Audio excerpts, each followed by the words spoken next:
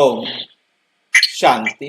राजीव भाई जी माइक बंद कर लो। शिवरात्रि प्रकाश का एक स्तंभ। शिवरात्रि जो है वो प्रकाश का एक स्तंभ है। कैसे है प्रकाश का स्तंभ शिवरात्रि, इसको हम आज अध्ययन करेंगे। परिचय। भारत भर में लाखों शिव मंदिर, जिनमें कश्मीर में अमरनाथ से लेकर गुजरात में सोमनाथ, वाराणसी में विश्वनाथ, उज्जैन में महाकालेश्वर के प्रसिद्ध मंदिर शामिल हैं। इन शिव मंदिरों के नाम शिव के विभिन्न दिव्य कार्यों को परिभाषित करते हैं, उन्हें सर्वोच्च आत्मा के रूप में प्रतिष्ठित करते हैं। लिंग की पूजा शिव की छवि के रूप में की जाती है। शिव को दर्शाने वाला लिंग, मतलब शिव को जो दिखाए, लिंग माना रूप, लिंग माना छवि, तो ये जो है ना परमात्मा का एक रूप है, जो छवि है वो दिखाने के लिए है। देवताओं की तरह ना तो पुरुष और ना ही महिला, और ना तो ये कोई पुरुष है ना ही महिला है। ये क्या है? केवल और केवल एक आत्मा के रूप में। भगवान प्रकाश का एक निराकार बिंदु है। भगवान जो है प्रकाश का एक निराकार बिंदु। निराकार बिंदु का अर्थ है हम उसका आकार बनाने में असमर्थ हैं। उस बिंदु को हम इन आंखों से देखना चाहें तो नहीं देख सकते हैं।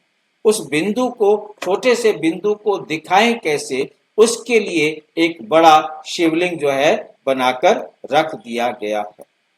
यही कारण है कि भारत में 12 प्रसिद्ध शिव मंदिर, भारत में 12 जो प्रसिद्ध शिव मंदिर हैं, उनको कहा जाता है ज्योतिर्लिंगम मठ। ज्योतिर्लिंग मठ के रूप में भी जाना जाता है, जो उनके प्रकाश के रूप को दर्शाते हैं।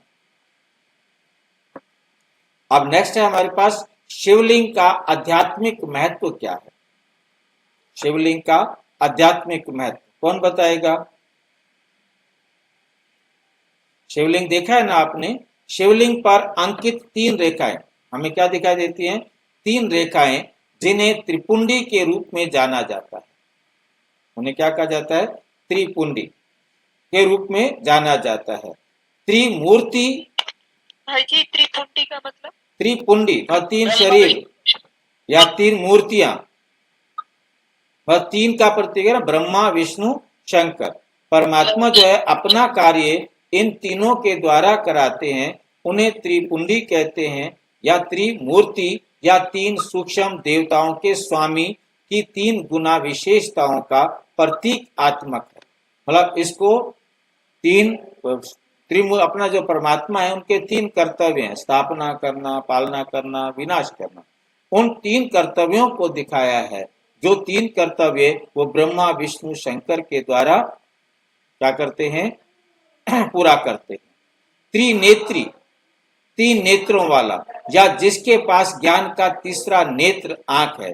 त्रिकालदर्शी, जो तीनों कालों को जानने वाला है, जो समय के 3 पहलुओं का सर्वेक्षण करता है, तीनों पहलुओं का। त्रिलोकीनाथ है, तीनों लोकों का स्वामी है, तीनों लोकों का स्वामी। शिव को शंभु या स्वयंभू, सदा शिव के नाम से भी जाना जाता है, उसे सदा शिव भी कहा जाता है, जिसका अर्थ है कि वो सर्वोच्च आत्मा है। तो यहाँ पर हर एक का एक अलग अलग नाम भी आ जाता है। हम इनको संक्षिप्त में देख रहे हैं, इनका हम विस्तार करना चाहें तो हम कर सकते हैं कि 3 शिवलिंग पर अंकित 3 रेखाएं, जिन्हें त्रिपुंडी कहते हैं, मतलब तीनों रेखाएं, मतलब जो है ना 3 हमारे माथे पर भी जैसे लगी होती है 3 रेखाएं, और उसके बीच में एक बिंदी लगी होती है, वो उस परमात्मा का तीसरा नेत्र दिखाया जाता है। बीच में आंख दिखाते हैं ना कि तीसरा नेत्र। तो ये भी जो है ना शिव के बारे में, मतलब हमें शिवलिंग का जो है ना परिचय, आध्यात्मिक रहस्य क्या है, क्यों ऐसा बनाया गया है, वो हम देख रहे हैं। इसके बाद आता है शिव के प्रति भक्ति और किंवदंतियां। पर शिव के बारे में भक्त लोग क्या कहते हैं, क्या उनके बारे में कहा जाता है, उनको हम देखेंगे। किंवदंती हमें बताती है कि राम ने रामेश्वरम में शिव का आह्वान किया और कृष्ण ने गोपेश्वरम में वृंदावन में उनकी पूजा की। इन किंवदंतियों के स्मारक ये भी संकेत देते हैं कि शिव को सभी देवताओं के परम पिता के रूप में पूजा जाता है। शिव की प्रशंसा निर्माता, पालनकर्ता और संहारकर्ता के रूप में की जाती है। वो स्थापना भी करता है, विनाश की भी करता है और पालना भी करता है। 3 कार्य करने वाला है। भगवान का सृजन कार्य, भगवान क्या चीज रचना करते हैं? भगवान तत्वों और प्रकृति के सभी घटकों का निर्माण नहीं करते। ध्यान देना है, भगवान तत्वों का निर्माण नहीं करते, प्रकृति का निर्माण नहीं करते। नहीं समझ में आई है? आत्माओं का निर्माण नहीं करते, समय का निर्माण नहीं करते।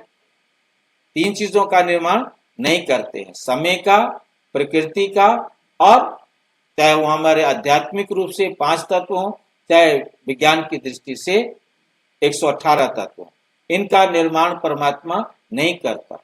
ये हमेशा थे, हैं और रहेंगे ना। हाँ जी, ना ही वे मनुष्यों या मानव आत्माओं का निर्माण करता है। पदार्थ आत्मा जो कुछ भी जन्म लेती है, आत्मा जो कुछ भी जन्म लेती है, बढ़ता है, मरता है, वे वास्तव में एक रूप से दूसरे रूप में नवीनीकृत होता है। तो भगवान क्या बनाते हैं? नहीं, वास्तव में भगवान शून्य से एक नई दुनिया नहीं बनाते। मतलब कुछ नहीं से कभी भी कुछ नहीं बन सकता। परमात्मा कहते कुछ है तो उससे कुछ बनेगा, कुछ नहीं है, शून्य है, उससे कुछ नया नहीं बनाया जा सकता। ठीक है क्या नहीं? वे ब्रह्मा के माध्यम से दिए गए ज्ञान से मनुष्यों की बुद्धि को दिव्य बनाकर पुरानी दुनिया का कायाकल्प करते हैं, जो विष्णु और शंकर के साथ त्रिदेव बनाते हैं। जो ब्रह्मा, जो विष्णु, शंकर, तीनों के साथ क्या बनाते हैं? 3 देवताएं बनाते हैं, कायाकल्प करते हैं। ब्रह्मा, विष्णु, शंकर, ये सूक्ष्म रूप जो है, मतलब परमात्मा दुनिया का कायाकल्प करते हैं ना, नई दुनिया बनाते हैं। कायाकल्प करना मतलब नई दुनिया बनाना, जो ब्रह्मा, विष्णु, शंकर इन 3 देवताओं के द्वारा करते हैं। शिव का कल्याणकारी स्वरूप, शिव शब्द का शाब्दिक अर्थ है कल्याणकारी, सर्वोच्च आत्मा। शिव सभी आत्माओं को लाभ पहुंचाते हैं।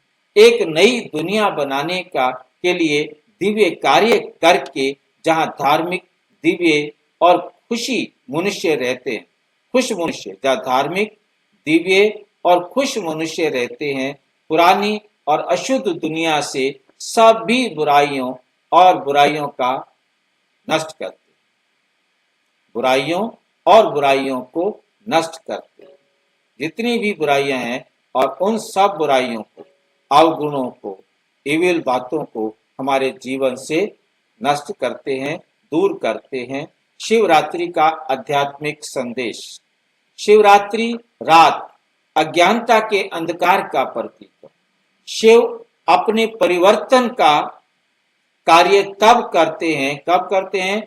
जब अज्ञानता की घोर अंधेरी रात आ जाती है, चारों तरफ अंधेरा ही अंधेरा दिखाई देता है, कुछ सूझता नहीं है, सारी दुनिया तमो प्रधान बन जाती है, पतित बन जाती है। सारे जब पुकारते हैं कि हे पतित पावन आओ, हे दुख हरता सुख करता आओ, तो नैतिक पतन की नाड़ी को छूते हैं और अधर्म दुनिया पर राज करते हैं।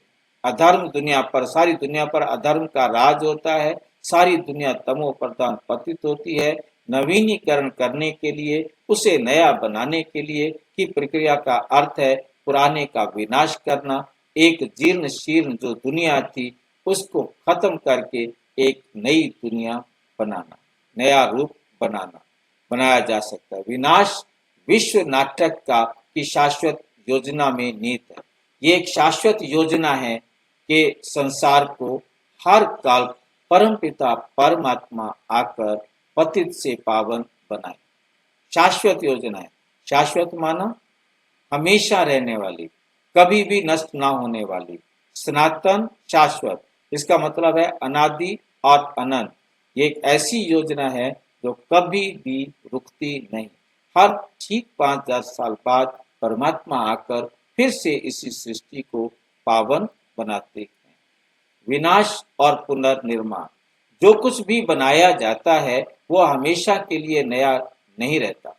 इस संसार में प्रत्येक वस्तु समय के साथ साथ पतित होती है और अपना रूप बदलती है।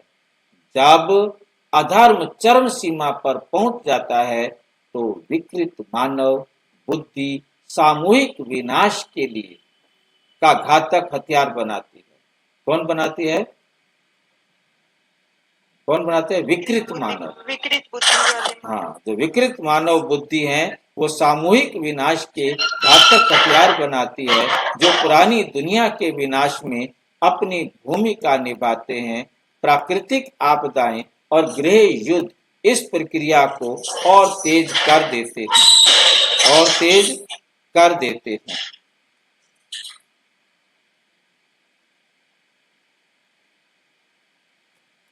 इसलिए शिव शंकर सभी बुराइयों और दुष्टों के विनाश के प्रतीक हैं। नंबर अगला है, ईश्वरीय विनाश का वास्तविक स्वरूप क्या होता है? विनाश ईश्वर का प्रत्यक्ष या जानबूझकर किया गया कार्य नहीं है। तो भगवान आकर के जानबूझ करके सारे संसार का विनाश करें, ऐसी बात नहीं है। ये एक नई विश्व व्यवस्था की स्थापना की प्रक्रिया का परिणाम है। ये एक छिपे हुए वरदान की तरह है, क्योंकि ये सभी बुराइयों और अशुद्धियों को दूर करता है और मनुष्यों को पाप और दुख के बंधन से मुक्त करता है। पाप और दुख के बंधन से क्या कर देता है? मुक्त करता है। सतयुग का आगमन। एक बार विनाश की प्रक्रिया पूरी हो जाने पर पूर्ण शुद्धता, शांति और समृद्धि का युग आता है। इसे सतयुग या स्वर्ण युग कहा जाता है, जो विश्व नाटक के एक नए चक्र की शुरुआत को दर्शाता है, जहाँ सभी मनुष्य बुराई से मुक्त होते हैं, वे दिव्य और पुण्यवान होते हैं, यहाँ तक कि प्रकृति भी अपने चरम पर होती है। शासक श्रेष्ठ प्राणी होते हैं, जिन्हें भगवान की छवि में बनाया गया है, और इस अवधारणा को चार भुजाओं वाले पालनकर्ता विष्णु के रूप में दर्शाया गया है। नेक्स्ट है ईश्वर की भूमिका। ईश्वर की क्या भूमिका है? भगवान की भूमिका अद्वितीय है, उसके बराबर तो कोई मुकाबला कर ही नहीं सकता। वो दुनिया को शुद्ध बनाने का, दुनिया को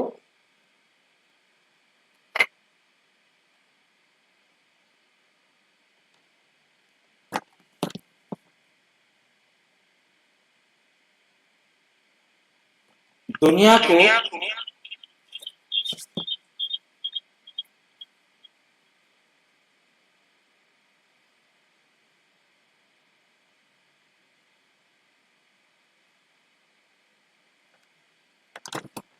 दुनिया को शुद्ध करने का सर्वोच्च कार्य, दुनिया को शुद्ध करने का सर्वोच्च कार्य करते हैं। शिव बाबा आकर के दुनिया को शुद्ध बनाने का सर्वोच्च कार्य करता है, फिर भी कर्म के बंधन से मुक्त रहता है। कितनी कमाल की बात है!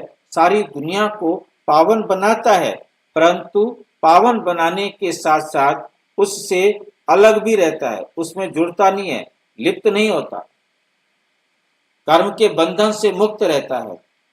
वह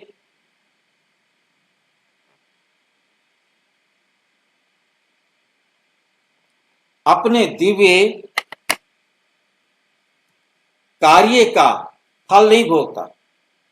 मतलब कैसा भी कर्म करता है, संसार को आके भोगता नहीं और उसका कर्म का फल भी नहीं भोगता।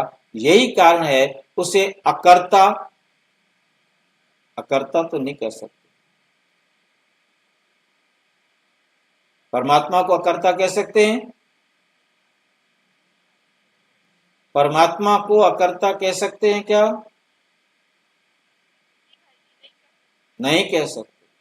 परमात्मा करता है, ज्ञान देने का कार्य करता है। ज्ञान देने का कार्य करता है, वो कभी भी अकर्ता नहीं होता। ठीक है ना, ये प्रिंट होने में मिस्टेक है। अभोक्ता, वो कभी संसार को भोगता नहीं, वो अभोक्ता है परंतु अकर्ता नहीं है।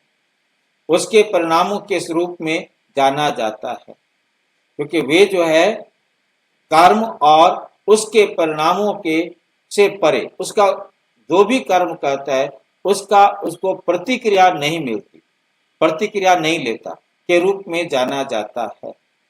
निष्कर्ष, शिवरात्रि केवल एक धार्मिक उत्सव नहीं बल्कि ये एक महान आध्यात्मिक संदेश को संप्रेषित करता है। ये हमें ये समझने की प्रेरणा देता है कि जब अज्ञानता का अंधकार चरम पर पहुंचता है तब शिव स्वयं इस दुनिया में अवतरित होकर नई दिव्य दुनिया की स्थापना करते हैं।